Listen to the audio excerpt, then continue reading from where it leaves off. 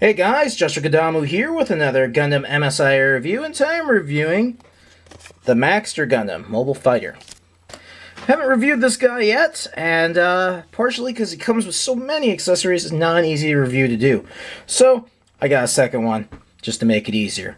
So, accessories. First thing it comes with is this very cool shield. Now, I have always liked this shield. It's got these little boosters here. They move just slightly, but it's a thick shield. I mean, if you gave this to a GM, it would be able to probably block a beam bazooka at least once. Not twice, but you know, it is a heavy-duty shield. That thing is thick. It does have kind of the weird handle. You know, it's not your traditional handle, but it does fit okay into the hands, as you can see. It doubles as a surfboard, though, / travel means for the mobile suit.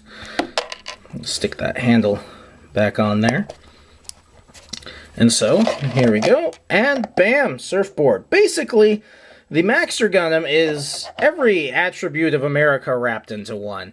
He's a cowboy, he's a boxer, he's a football player.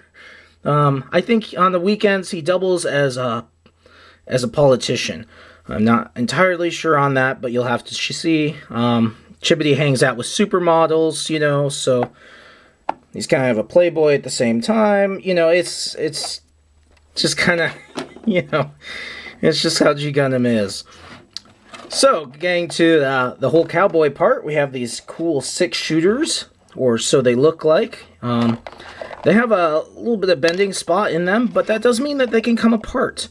For better or for worse. It's generally better, but, you know, they do come apart, which means removing them from the hands can be a little bit of a chore, because usually they're going to break in half as you remove them from the hands.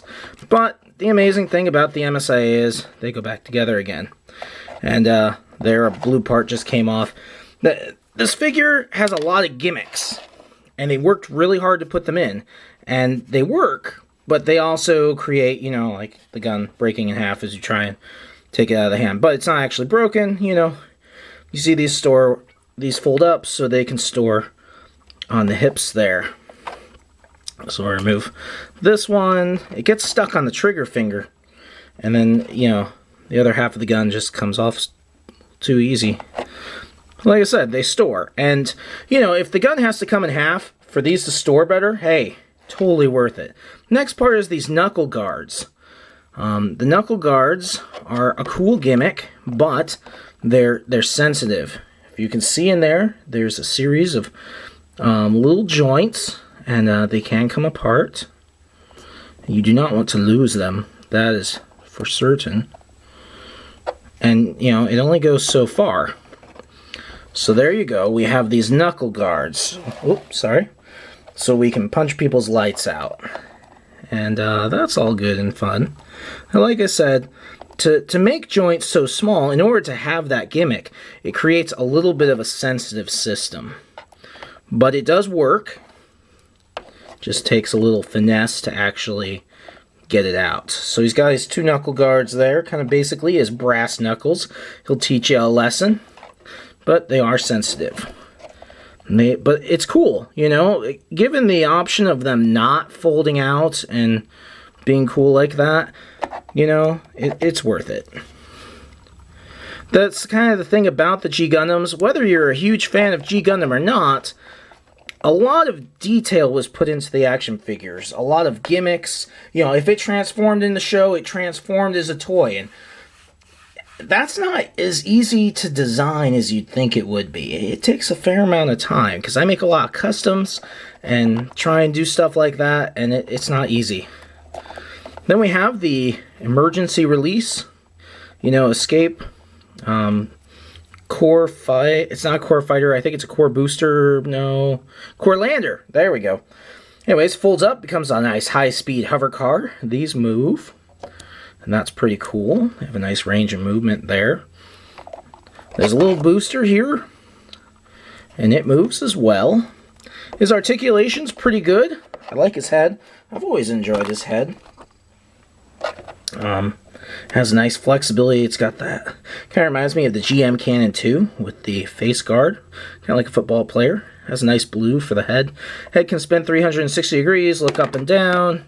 Arms, limited flexibility because of these giant, massive shoulder pads. But those come off, and we're going to get to that in a minute. Elbow joint has a little bit of backwards flexibility. Turns there as well. Hands turn 360 degrees. He comes with 2 closed fists, 2 open hands for holding his shield, and 2 gun hands for dual wielding. Legs go this far forwards, this far back. Knee joint. Foot is on a ball joint. These move considerably. Not that it really does much. Then for his transformation, I tried transforming him as I filmed this review earlier, and it's not exactly easy. Sometimes it can be sometimes it just pops on, and sometimes it takes a little more. Basically, this chest, if you look here, the chest is wider on this one than this one. That's because these outer parts of the chest, they pop out, they extend, giving him, you know, a real cool transformation there. I mean, it's subtle. It only moves maybe a centimeter on each side, but then this comes off and this one just pops on. But like I said, transforming, it's kind of wasted time on camera. These come off the shoulders and they become his boxing gloves. Now, sadly, these don't have anything like handles or anything that really makes them stay on. He's pretty decent for play, but Maxter is a little bit better for posing, especially in this, because these just aren't going to stay on. There's just nothing to do it. What I would do is I would get, if you wanted to keep him posed this way and play with him, I would put a little sticky tack in there. That tack stuff that you hang posters and stuff with. But it does fit on there, and given, you know, the alternative, like I said, they gave gimmicks to this toy, and they made it detailed. It does this in the show. It's noteworthy. Does it stay on his hands very well?